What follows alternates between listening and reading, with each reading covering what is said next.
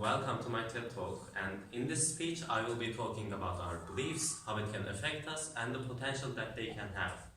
So, some of you might disagree with some of the things that I'll say, and that's fine because beliefs are subjective and they are also really powerful. Some of you may believe something with absolute certainty while your friend might believe the opposite without a doubt. But doesn't this make us all fools? In the end, there can only be one truth, right? Well, in this speech, I will be trying to answer these questions and also talk about how beliefs can not only change our actions and behavior, but also what we actually experience. So, my old English teacher always used to say that if you believe something, you can achieve anything. But is that really true? How strong really is belief? When you think about it, it seems like this abstract concept that you can't really see or measure. But there are some scientific research that shows how powerful our beliefs and mind can be. The best example of this is the placebo effect. A placebo is a type of medicine that shouldn't work because it has no chemical or biological properties. So it's given to you like it will cure whatever disease you have, but it's nothing more than an empty shell. So you might think that this is basically just tricking people into thinking that they will be cured. And that's exactly what it is. Just by making the person think that they will be cured, it actually helps its body heal.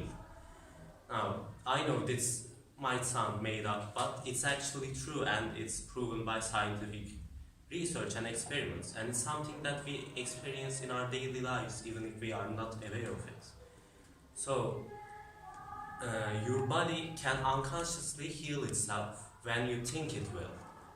Now, we still don't exactly know what causes the placebo effect, but we do know that it is very powerful and it can be even more effective than an actual medical treatment if it's strong enough.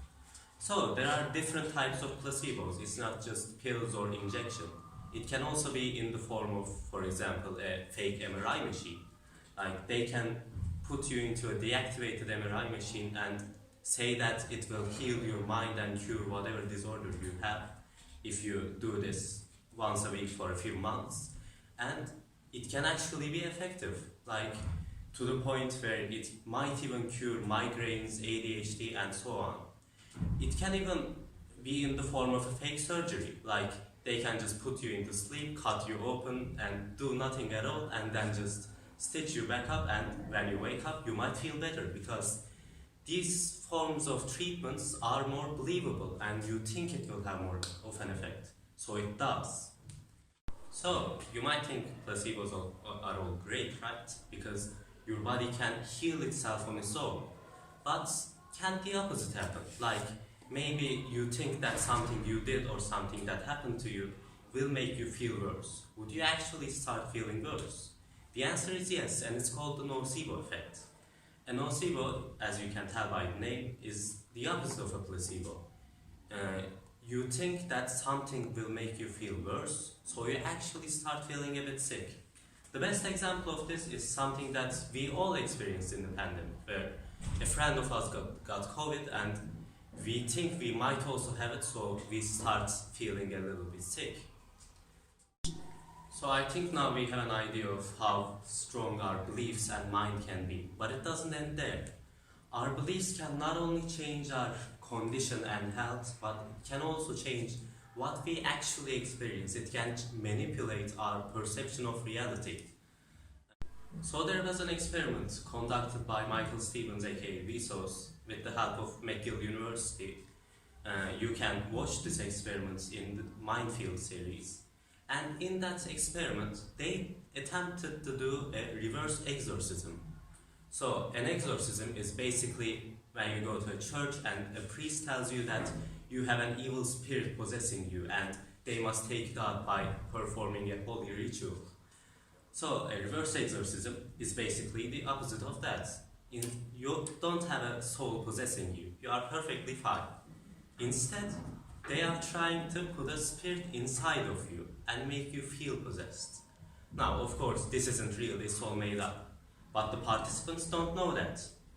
So, for the experiment, they set up a professional-looking room with actors playing as doctors or workers, and there are paintings of Jesus and Bibles around next to scientific diagrams and medical tools to harness both the power of religion and science to make it more believable. They even hired actors to play as fake participants who talked about how real their experiences were. And then they call the participant in the experiment room. They tell the participant to lay on the bed and they put something on their head that supposedly checks their brain activity to make it look more scientific. And then they call the priest and the ritual starts. After the ritual, the priest starts holding a cross and he reads through a very old Christian ritual that was actually written by them a few hours ago. And then they tell the participant that they might feel the presence of God, or they might hear a spirit trying to talk to them. And when the ritual is over, all of the participants say that they experienced something different. One of them says that they felt like they were decapitated and they couldn't feel anything below their neck. One of them says that they saw an aura and in the middle of it there was a giant cross. And one of them says that they felt the peace and joy of reaching God. But the last participant is the most interesting of them all. She says that she traveled to another place where she saw her mother's spirit, and her mother comforted her and told her to come to her. And then she saw an angel telling her that I'm with you and I'll never leave you. And she said that it all felt very real, like she could even feel the wind blowing on her face. But this was all made up by their mind, just by the power of belief and their past experiences or their past beliefs and thoughts. So now that we know how powerful our beliefs can be and how much it can manipulate what we see, what should we believe? You might be thinking like you just came here and now you're telling me that everything I believe can be a deception. And that's right. So I think we should think more critically and question things more often, rather than blindly believing it.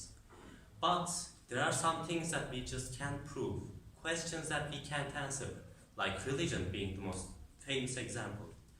And in that case, I think the most important thing is to believe whatever you want, whatever makes you happy, and whatever you think can help you.